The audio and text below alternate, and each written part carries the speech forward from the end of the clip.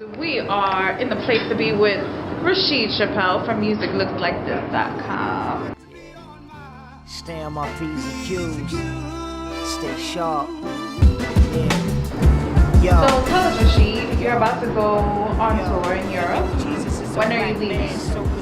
We embark on February 2nd, and we'll be out there for about 2.5 weeks. Spreading the music to Sweden, Brussels, Norway, Germany, all over Europe. Switzerland too. We get to hit the Alps. Nice. Swiss Miss, right? Hot chocolate. Hot chocolate. No pun intended. No pun intended. So tell us about how you came about working with such legends like Kenny Doe, DJ Scratch.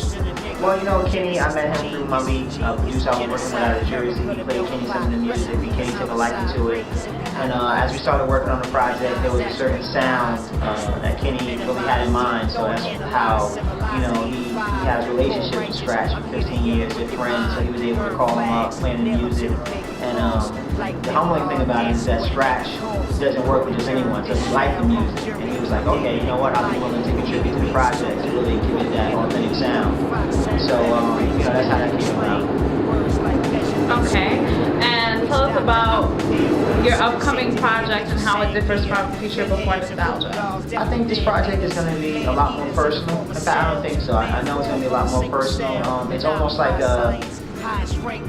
if you listen to the songs on Future Before Nostalgia, you listen to these songs, it almost gives you the backstory to a lot of the songs. It gives you like my childhood, so you'll say, okay, now I know why he wrote Building 8, or I know how he came up with Life, or I know why, you know, now I know what he's here for, you know, from what I'm here for, and Stay Sharp and things like that. So it kind of gives you the backdrop to how we got to Future Before Nostalgia. So tell us about your process. How do you stay sharp? You know, I try to stay abreast of other artists. I always listen to the artists that have inspired me. You know, I hear people talk a lot about it's hard to find good hip hop and stuff like that. But at the same time, the Roots are always putting out albums. Common is always putting out albums. So people that I think are always consistent is kind of what I try to model myself after musically. I just want to make sure that I'm consistent. You know, that's key for me, to make sure that this song is as good as the next or better, and I just want to maintain that level. So I'm very conscious of what I say. I'm very meticulous in how I approach writing the music. I'm not a fast writer. You know, I'm not one of those guys that'll write a song necessarily in 15 minutes. If it takes an hour and a half to get a verse out, I'll make sure that I said everything I wanted to say in those 16 bars. So that's how I approach it, staying sharp. Keeping abreast of what's being put out there, but still, how do you balance that, staying abreast of what's out there and still keeping true to yourself and keeping it organic? Well, I mean, I'm in it, you know, so, you know, when you go to shows, like, I'm one of those guys that I don't do the backstage thing. Like, if I'm going to a show, even if I'm performing, I want to feel the energy of the crowd by being in the crowd and watching the acts performing. And, you know, it's a very, very small circle.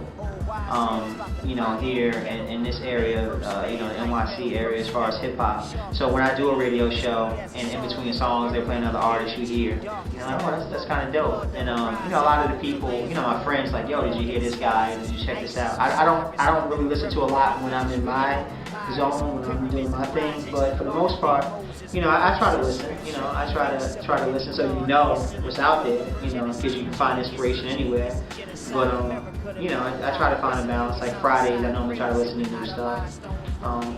It's like, okay, just take a break, listen to what else is going on out there, and then the rest of the week be dedicated to me doing what I do. And do you find any differences between rocking here tri-state side as opposed to in other cities or elsewhere? Yes. You know, New York is the foundation. You know, New York is the birthplace. I mean, you know, like you know, I love NYC. I love the support that I get in NYC, but the crowds here, you know, Talib Kweli said, you know, they kind of spoil that shows. You know, only because they get to see these artists a lot, and they know that you know, these acts are accessible and they can come through. They're feeling you when you come off stage. Oh yeah, that was dope, that was good, you know, the case may be. But when we go to like, you know, like I would probably say one of my top spots to rock is definitely Boston. Like they give it up, you know. But it varies though, because I did a show at Webster Hall. I was just a guest, like for Ill Bill. I just did 2 songs, and the crowd was phenomenal. So it depends on the event, you know, it depends on the venue, it depends on the bill. There's a lot of different things that factor into what the crowd is going to be like. You know what I mean? So, you know, New York is cool. I've never had a problem. I've never got hit with tomatoes or booze or anything like that. So I don't have any problems with NYC. So do you have a drop date yet for the new project? We're actually looking at the same drop date as last year. We're looking at, you know, marking that date, like putting our flag in that date. So, you know, we got a few more recording sessions to go. We're going to be recording while we're out on the road just to kind of, you know, keep that energy going. We got a real good energy going right now, so I want to kind of, regardless of where we are, I just want to kind of bottle that up and put it into this project. I mean, so tell us how we can keep up with you and tell us about the capture the moment. Yeah, I teamed up with Retro Genetics.